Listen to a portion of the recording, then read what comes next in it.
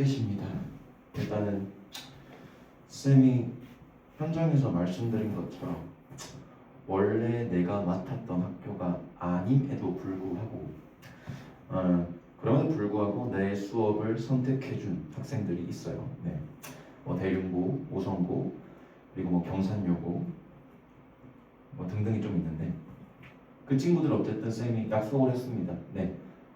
시험 범위에 해당되는 영역은 내가 스튜디오 강의를 촬영을 해서 제공을 해주겠다라고 말씀을 드렸고 학교 수업 필기에 기반한 나의 어떤 제작 자료 또한 제공해주겠다라고 말씀을 드렸습니다. 그래서 일단은 순서대로 월요일부터 수업을 진행을 하고 있었으니까 월요일에 했던 거 이제 자료가 나왔어요. 자료가 나왔으니까 그냥 분석 위주의 수업이다라고 생각을 하시면 될 것 같아요. 네, 분석 위주고 1차적으로 학교의 분석이 있으셔야 되며 2차적으로는 나의 자료가 납득이 되셔야 되며 3차적으로 내 자료를 보면서 내 자료가 곧 학교 필기 자료 아니겠니? 내 자료를 보면서 내 영상을 들으시면서 완벽하게 이해를 하시고 이해하고 나서 이제 뭐 해야 되겠니? 연습 문제 또는 문제풀이로 이렇게 마무리하면 되겠다. 어쨌든 국어라고 하는 과목은 시험 기간에 임박하면서와 동시에 공부량이 줄어들어야 된다는 겁니다. 시험이 다가올수록 공부량이 늘어나는 게 아니라 한 카트 치고 빠져야 돼. 그러니까 점점 가면 갈수록 완성형에 가까워져 가지고 그러니까 그 지점에 도달하면 더 이상 보지 않아도 돼가 되셔야 됩니다. 아시겠죠? 자, 어쨌든 그 복숭아 나무 곁으로 현대시입니다.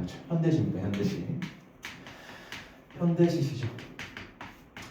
근데 현대시 강사마다 입장이 조금 다를 수 있겠는데 저는 시영역을 공감할 때 어떤 감상이나 어떤 내면 이런 거를 조금 추상적인 것을 강조하는 사람은 아닌 거 알고 계실 겁니다. 그래서 보여지는 거 위주로 확인을 해 보실 건데 근데 보여지는 거 위주로 수업을 하다 보면은 내신에서 학교 수업에서 알려준 어떤 의미나 필기가 다소 논리적으로 안 맞을 때가 있어요. 자, 그런 경우 같은 경우에는 그냥 암기의 영역이니 그냥 외워두시는 게 좋을 것 같다. 자, 가볼게요. 너무도 여러 겹의 마음을 가진 그 복숭아 나무 곁으로 일단은 연행별로 조금 분석을 하다 보니까 이렇게 나와 있습니다. 자, 너무도 여러 겹의 마음을 가진 자, 너무도라고 하는 것 자체가 있잖아. 물론 사람마다 입장이 조금 다를 수 있는데 너무도 많다라고 하면 좋은 게 많으면 좋은 거겠지만 어쨌든 근데 이 시에서는 너무도는 부정적입니다. 그러니까 뭐겠어요?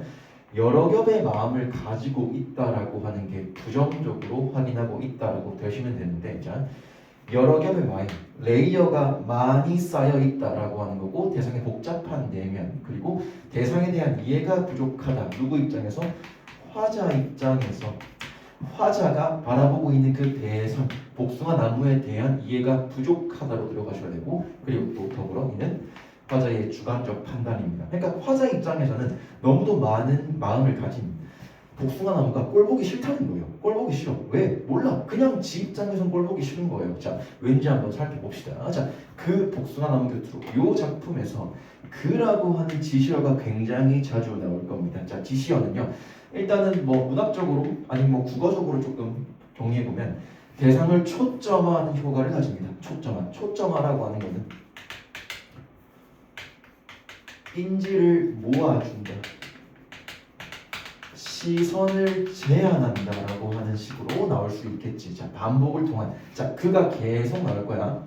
반복을 통한 시적 대상의 구체화. 그렇지, 내가 말씀드렸죠. 반복은 곧 강조라고 말씀을 드렸고 강조가 된다는 것은 곧 구체화의 영역이다. 요거는 거의 공룰로 알고 있죠. 자, 복숭아 나무 곁으로. 어쨌든 이거 지금 비유법입니다. 학교에서 비유법이라고 말씀을 하셨더라고요. 근데 어떤 건데요? 자, 애초에 나무라고 하는 건 사람이 아니지. 근데 지금 앞행에 보시면 마음을 갖고 있다라고 얘기했으니까 오케이. 식물인데 마음이 있다. 의인법 들어가시는 거니까 비유법의 하나 중 의인법 들어가셨다고 보고 그리고 반복의 결과 강조가 원줄 형성 의인법 드러난다라고 생각하시면 됩니다. 자, 그다음 나는 왜인지 가까이 가고 싶지 않았습니다. 앞에서 화자가 나무에 대해서 부정적으로 생각했다라고 하는 거 알고 계실 거고 지금 여전히 그 정서는 변함이 없다는 거. 자, 그다음 흰 꽃과 분홍 꽃을 나란히 피우고 서 있는 그 나무는 아마 그럼 제가 그 나무 안에 흰색도 있고 분홍색도 있다라고 하는 거. 자, 밑줄 쳐주시고. 자, 근데 요게 어떤 식으로 또 출제가 될 수 있냐면요. 혹시 여러분 고전시가 영역 중에 도화, 횡화, 이화라고 하는 거 들어보셨죠? 요거 세 개 나오면 뭐라고 말씀드렸니? 무릉도원이다. 왜? 일상적인 생활에서 쉽게 볼 수 있는 색깔이 아니니까 선비들이 자연 속에 있다가 이곳이 도화인화인가 무릉도원인가로 연결될 수 있다고 말씀드렸습니다. 그래서 일단은 얘가 고전시가 영역과도 조금 엮여서 나올 수 있지 않을까, 그런 일단 조심스러운 추측을 좀 해봅니다. 자, 어쨌든 흰꽃과 분홍색을 나란히 피우고 서 있는 그 나무는 아마 사람이 앉지 못할 그늘을 가졌을 거라고 멀리로만 지나쳤을 뿐입니다. 자, 어쨌든 자, 그늘을 갖고 있다라고 하는 거. 그늘은 사실 조금 보편적으로 한번 생각해 봅시다. 나무가 있고 그늘이 있으면 뭐 무더운 더운 날 사람은 그 그늘에 가서 휴식을 할 수도 있을 거고, 한데 사람이 앉지 못할 그늘을 갖고 있다. 그럼 애초에 무용지물 아니겠니? 쓸데없는 거겠지. 자, 앞행에서 분명히 이 나무를 부정적으로 생각하고 있어. 그러니까 그게 변하지 않고 계속 오는 거야. 근데 아까 지금 얘기했죠. 멀리로만 지나쳤어. 아니 물론 가까이가 봤는데 씨발 그늘 밑에 뭐 독사가 있다거나 이런 게 있으면은 당연히 그늘을 앉지 못하겠지. 근데 멀리서 봤는데 이 판은 어떻게 하는 거예요? 화자의 주관적 판단이 계속 이어지고 있다라고 하는 선택지로 연결될 수 있다는 거고. 자, 그 다음 대상에 대한 부정적 인식 여전히 이어지고 있고요. 그러니까 뭐겠어요? 부정적이니까 가까이 가고 싶지 않은 거야. 거리감 드러나고 뭐뭐거라고. 자, 그랬을 거라고. 이거 편견이죠. 그러니까 실제로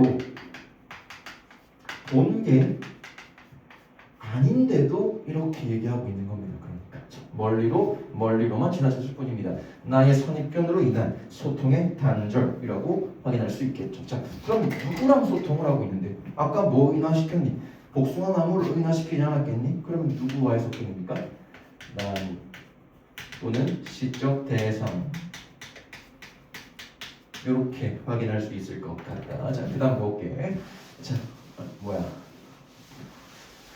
흰꽃과 분홍꽃 사이에 수천의 빛깔이 있다는 그것을 나는 그 나무를 보고 멀리서 알았습니다. 자, 갑자기 태세 전환 오졌습니다. 태세가 바뀝니다. 야, 흰꽃과 분홍꽃이 분명히 그냥 있다라고 말씀을 드렸었고, 근데 갑자기 요 사이에 빛깔이 있다라고 하는 겁니다. 참, 좀 이해가 안 되죠. 한번 내려가 봅시다. 그냥 그 나무를 보고 멀리서 알았다. 근데 이것 또한 뭐랄까, 그냥 멀리서 본 거야. 가까이서 본 게 아니라는 거야. 그러니까 자, 대상의 본질 및 타인의 진정 모습. 이게 뭡니까? 여기서 확인해야 될 거 뭡니까?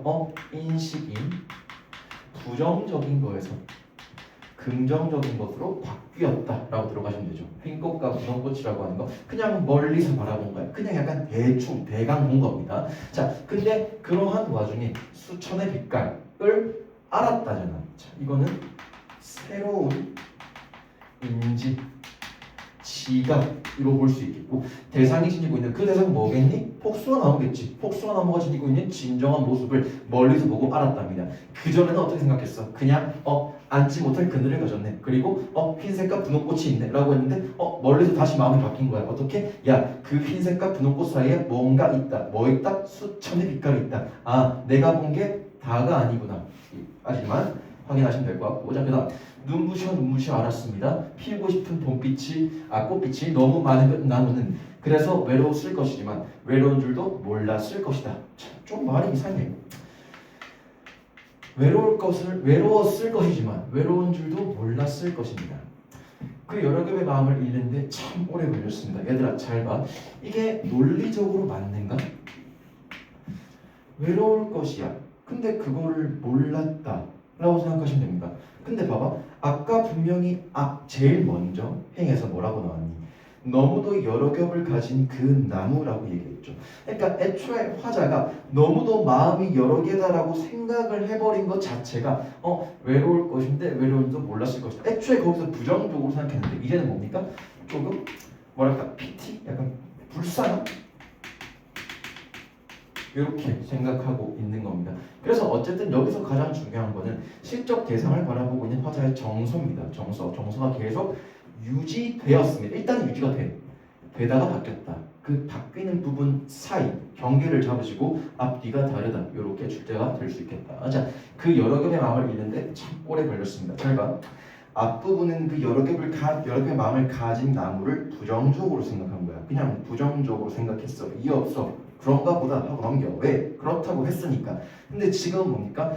너무도 여러 겹의 마음을 가진 걸 이제는 이해하기 시작합니다. 그러니까 뭡니까? 그 대상을 처지를 조금 더 객관적으로, 그러니까 주관적으로 바라보죠. 주관적으로 바라보는데 이제는 부정적으로만 바라보는 게 아니라 조금 이해를 하고자 이렇게 들어가고 있다라고 생각하시면 될 것 같고, 자, 주어진 꽃잎들 어디 먼데 닿았을 무렵. 흩어진이구나.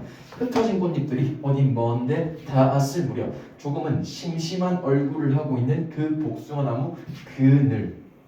야, 잘 봐. 왜 심심해 보이겠냐? 왜 심심해 보이겠어? 아까 앞에 무슨 꽃 나왔어요? 흰색과 분홍꽃 나왔었지. 근데 흩어지다. 우리 조금만 한번 떠올려 봅시다. 나무에 꽃이 펴 있을 상황은 꽃잎이 흩어지다라고 하는 인식을 잘 하지 못해. 아니, 이렇게 표현할게요. 어울리지 않아. 맞지? 자, 근데 뭐 어떤 이유로, 연유로 그 꽃잎들이 떨어진다면 흩어지게 됩니다. 그러니까 흩어지게 돼. 아니, 바로 일직선으로 딱 빡빡 내리꽂진 않잖아. 그러니까 흩어진 꽃잎들이, 그러니까 나무로부터 멀리 닿았을 어떤 일종의 그 시점에 원래 갖고 있던 꽃들을 잃어버린 게 되잖아, 나무는. 그러니까 조금은 심심해하고 하지 않을까. 근데 저는 요 심심하다가 외롭다로도 분명히 연결이 가능할 것 같아요. 자, 외로운 얼굴을 하고 있는 그 복숭아 나무 그늘에서 가만히 들었습니다. 뭘 들었는데 씨발? 저녁이 오는 소리를. 선생님, 이게 갑자기 왜 저녁이라고 얘기 나오는 건가요? 자, 거기에 집중하는 것도 물론 이해는 하지만 복숭아 나무 그늘에서 들었다는 거에 조금 집중을 해보셨으면 좋겠어요. 자, 잘 봐. 분명히 앞에서는 화자 이 새끼는 복숭아 나무 싫어했어요. 그리고 그 그늘 멀리서만 봤음에도 불구하고 뭐라고 얘기했니? 야, 앉지 못할 그늘을 그렸어. 이 새끼 병신이야 라고 얘기했잖아. 근데 지금 뭡니까? 야, 여기에서 들었대. 이제 여기 갔다는 거죠. 그러니까 확인되니? 이해를 하고자 화자가 복숭아 나무를 이해하고자 하고 있고 포용하고자 하고 있다라고 들어가시면 될 것 같아요. 자, 선생님 왜 저녁이에요? 몰라요. 근데 학교 필기에 따르면 뭔가 대상에 대한 거리감이 사라진. 일단은 뭐 낮에는 내가 안 좋아했는데 밤에는 내가 좋아하니까 오케이, 그렇게 변화한 시간이라고 볼 수도 있겠고, 뭐 이해와 어울림의 시간. 사실 뭐 얘는 암기 영역이에요, 내신 영역이에요. 아니 저녁이 되면은 뭐 믿었던 친구, 그러니까 뭐 싫어했던 친구를 이해를 합니까? 아니잖아. 그러니까 어쨌든 그냥 이거 뭡니까? 문학적인 의미다 라고 생각하시면 되고, 그리고 낮보단 저녁이 정적입니다. 어쨌든 좀 조용하고 캄한 느낌이 있으니까. 네, 그래서 요거 대비되는 시험 낮 이렇게 나올 수 있겠지. 자, 그리고 도치법의 사용. 도치법이 뭡니까? 의도적으로 문장의 어순을 바뀌어가지고 강조하는 표현이니까 저녁에 오는 소리를 가만히 들었습니다가 돼야 되는데 지금 가만히 들었습니다 저녁에 오는 소리를이라고 나와 있으니까 네, 이렇게도 정리할 수 있겠다. 그리고 그 옆에 일종의 뭐 특징이라고 적어놓은 건데 그냥 한 번씩만 읽어보고 나서 그냥 학습하시면 되겠다. 자, 갈래는요 자유시입니다. 뭐 특정한 뭐 운율이나 어떤 뭐 형식이 정해져 있는 건 아닌 것 같아요.